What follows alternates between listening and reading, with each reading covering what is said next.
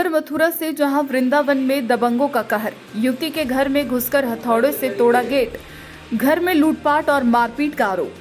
युवती ने वीडियो बनाकर घटना को किया वायरल।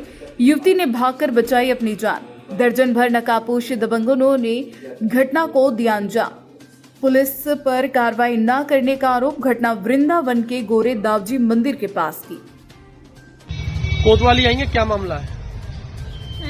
कोतवाली आई है, क्या मामला है, क्यों आई है? मैं अपने घर पे थी और मेरे घर पे कम से कम 20-25 लड़के और 10-15 लेडीज हथौड़ा और सरिया वगैरह सबसे लेकर आए और पूरा गेट तोड़ दिया उन्होंने। लोहे का पूरा जाल तोड़ दिया, खिड़की तोड़ दी, खिड़की को तोड़ के अंदर घुस के आए और सब सामान उन्होंने लूटपाट कर ली और मैं अपनी जान बचा के भागी। और मैंने देखा था कि वहाँ पे गोविंद बाबा साइड में खड़ा था और पुन्नू था और नंदलाल था और एक नितिन चौधरी है वो था और काजल और माधुरी ये लोग थे और विपिन पंडित और पीयूष ये सब लोग वहाँ पे थे। प्रताप सिंह एडवोकेट है, ये सत्यवती देवी मेरी क्लाइंट है। अब ये मकान गोरे दाऊजी आश्रम त्रासबंदी रोड पे ये रह रही है 10-12 साल से। वहाँ जो है गोरे दाऊजी के आश्रम के जो महंत हैं, जो ट्रस्टी हैं, मतलब एक तरह से मान लो कि वो उसका संचालन कर सकते हैं, उसका संचालन करने का राइट है। ये वहाँ रही कई साल, 10-12 साल वहाँ उनके आश्रम में जो है इन्होंने सेवा पानी की। सेवा पानी से खुश होकर के इनको महाराज जी ने एक पट्टा दे दिया 2012 में। अब क्या हुआ, कुछ समय पहले कोई आश्रम में विवाद हुआ, महाराज जी को कोई पीट रहा होगा तो इन्होंने उसको बचा दिया, महाराज जी को बचा दिया। का मामला है ये गोरे दाऊजी आश्रम वृंदावन का मामला है।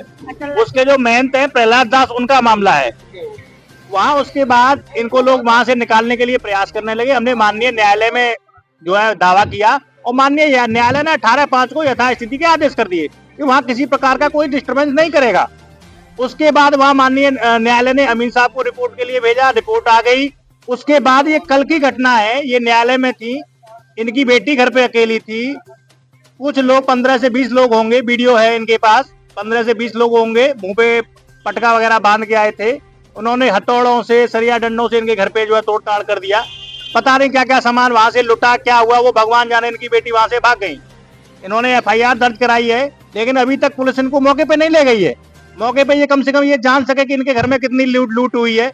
ये तो बहुत जंगल राज है, क्योंकि आप देखिए किस तरीके से न्यायालय के आदेश को भी नहीं माना जा रहा है। न्यायालय के आदेश की धज्जियां उड़ाई जा रही हैं। पुलिस और प्रशासन कर क्या रहा है? कैसे आम जनता जो है अपना जो जीवन यापन करेगी बताइए? ऐसे गुंडों के बल पे कोई जबरदस्ती किसी के भी मकान पे कब्जा कर लेगा?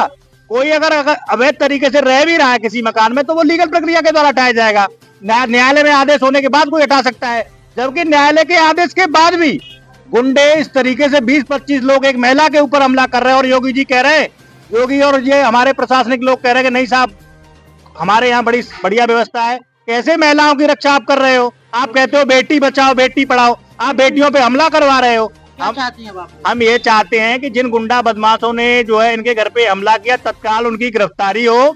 माननीय न्यायालय एक आश्रम है गोरे दाऊ करके, उसमें जो अभी प्रिलिमिनरी जानकारी ये हुई है कि ये जो महिला है वो पहले आश्रम में आकर के वो अपना रूम रहती थी।